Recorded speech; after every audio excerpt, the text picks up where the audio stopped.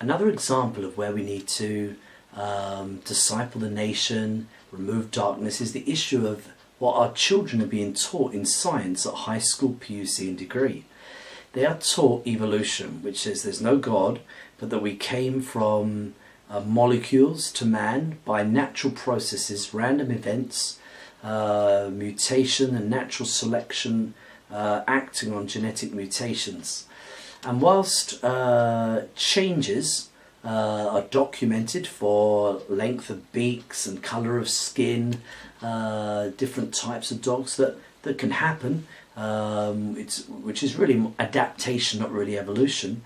But there are absolutely no examples of a new species coming, or life coming, or the universe coming from natural processes. What they're taught in the school is a lie. They're taught that they're just animals, and so they act like animals. We did a research and found out that 50% of the college students now believe in evolution. Now, half of them said they believe in God as well at the moment. Half said they only believe in evolution. We think that in India there's not many atheists. Well, when we continually teach all our children that this lie, I mean, it is unscientific and it is crazy science, and whenever we try to evangelize in the West and talk about God, the first thing they often say is, well, I don't believe in God. And it's more than 25% there. And this is a huge hindrance. It is the anti-evangelism of the Antichrist spirit. It's another one of these mountains that has to be removed to prepare the way for the Lord. Now, we can't just go into the schools and says, well, the Bible says in Genesis 1, God created everything. He created all the animals in 7 days, 6 days, and he rested.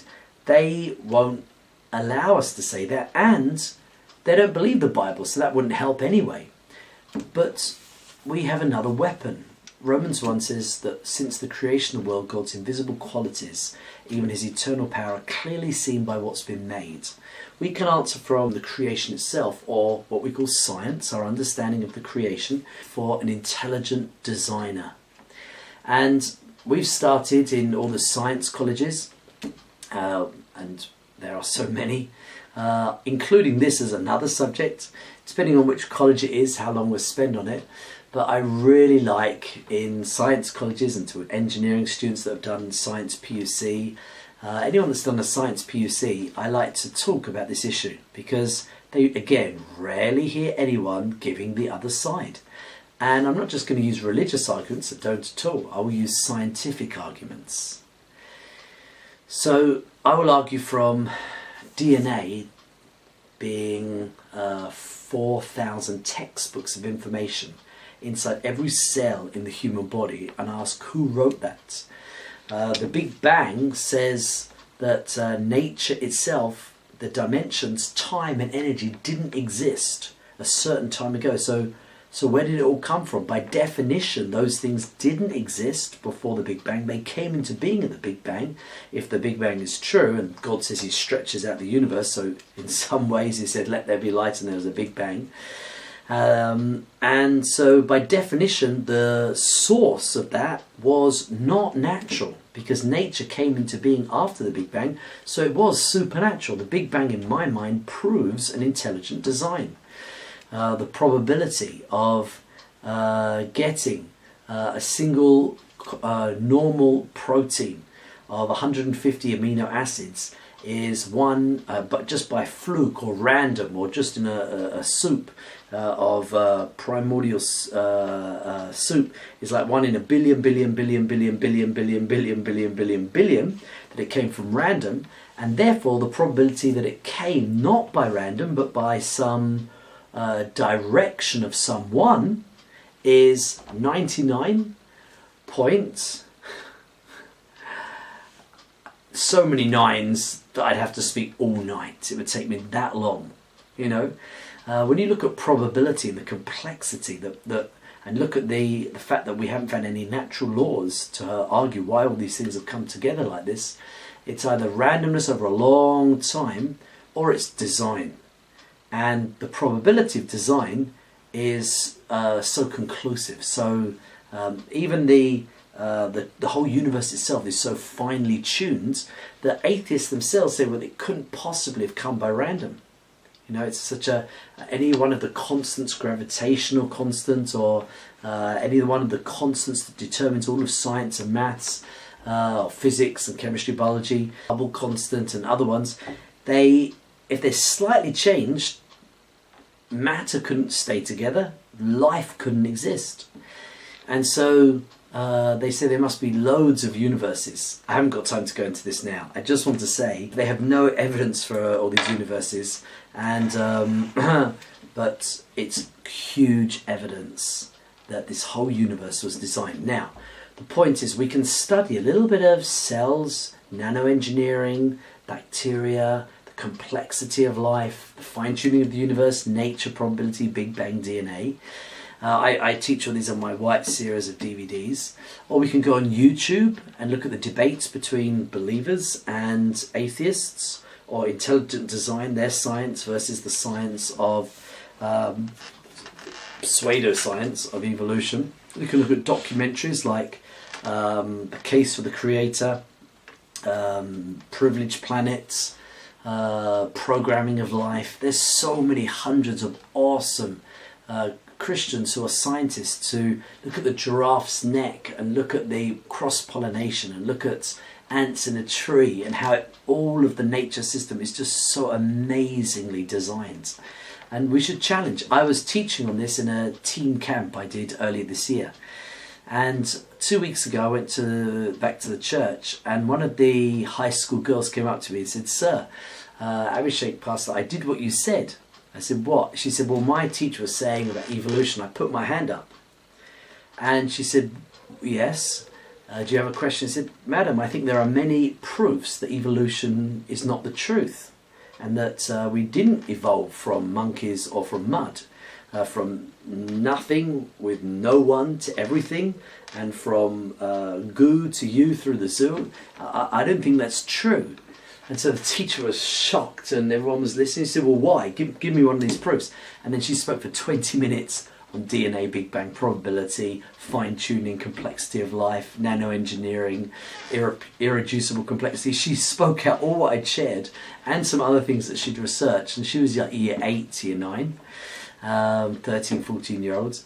And everyone was shocked and impressed at what she was saying. And even when it comes up in another subject like English, they mention it, she'll immediately put her hand up and say, "Miss, you're saying evolution, but I think there are many proofs that this is not right." And we need the believers to speak out so that their classmates don't get deceived. But even more so, we need people to go in and speak about this in the colleges and in the classrooms, and we need to speak about it to our Sunday school and to our youth group. But you can look at this, and it's very interesting. We should be able to, if you're engaging in the 7 mountains, it's a huge issue of our time. It's a huge doctrine of demons. It's like the Matthew 23, Jesus speaking against the philosophy of Pharisaism that's going to restrict the revival. So he's speaking against this philosophy in the nation of evolution, which is going to restrict the revival. Atheists, it's so sad that they have no purpose.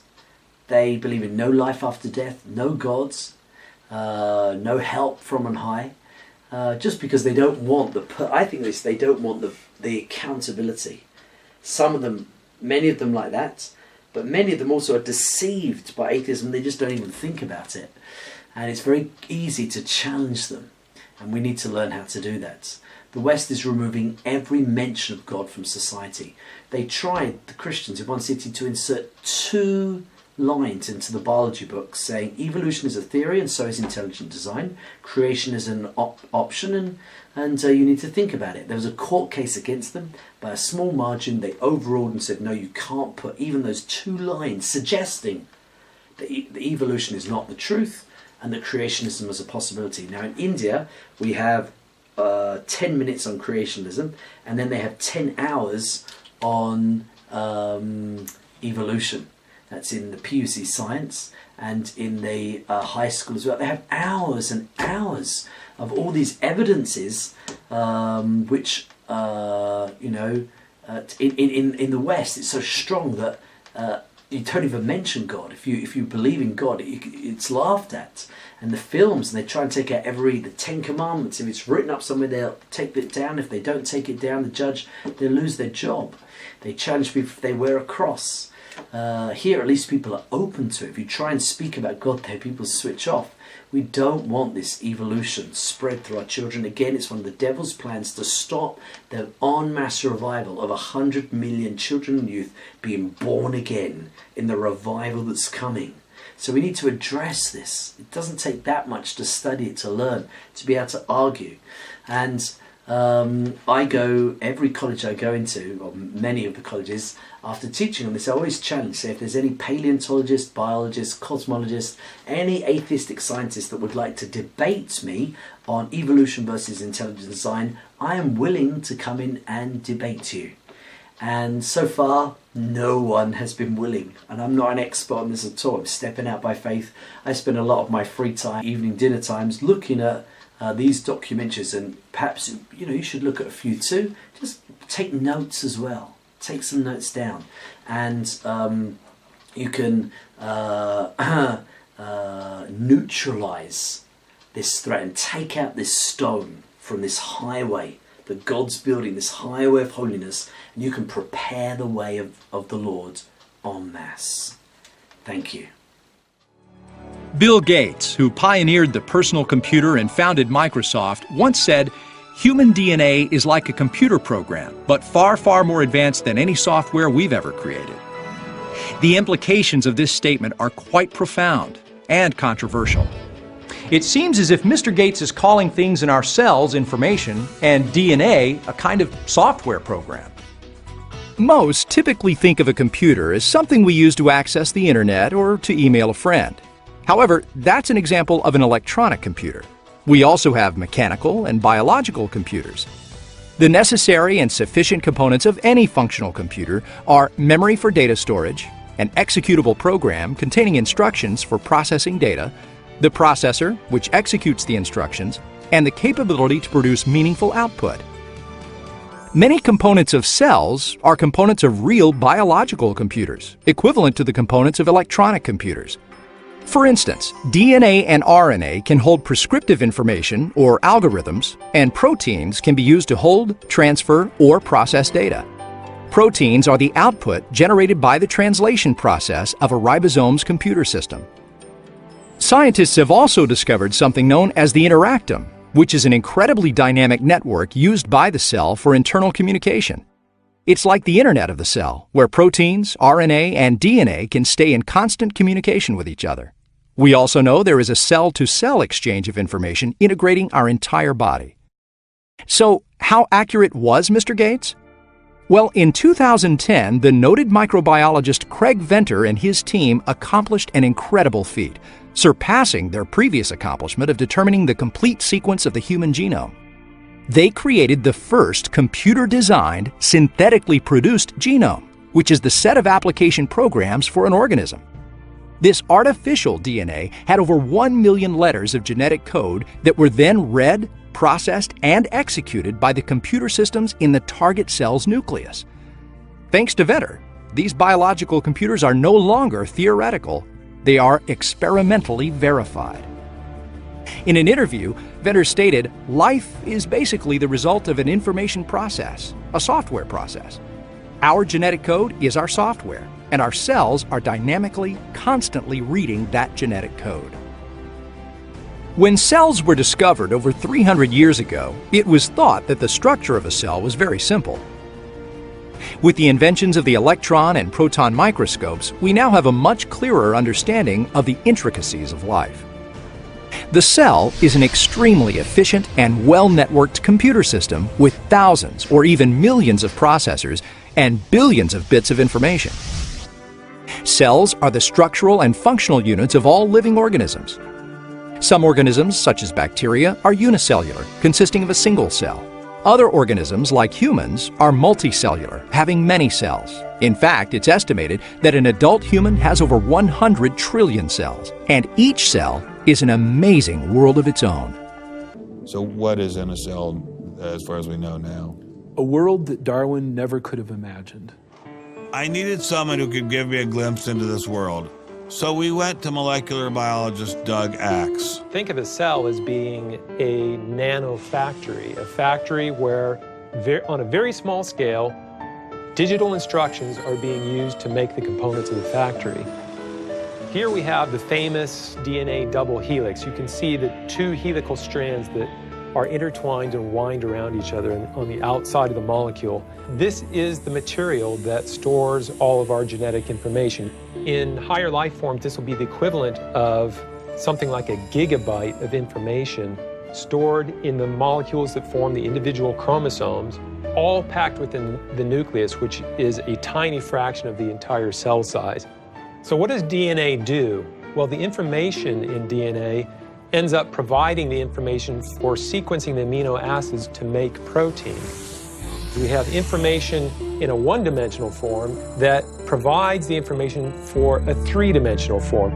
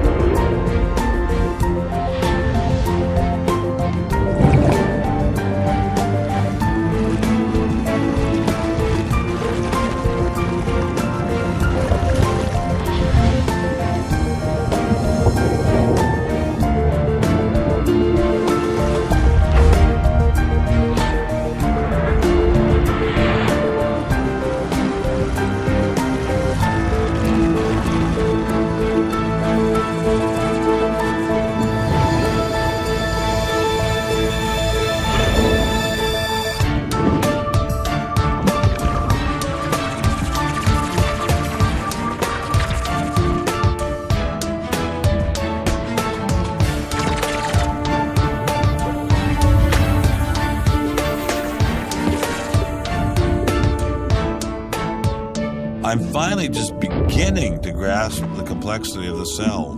Are there systems within the cell that go well beyond Darwinian evolution? Some type of cellular technology that drives adaptation, replication, quality control, and repair?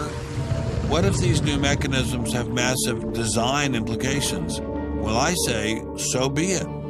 The cell really is like nothing we've ever seen in the physical world.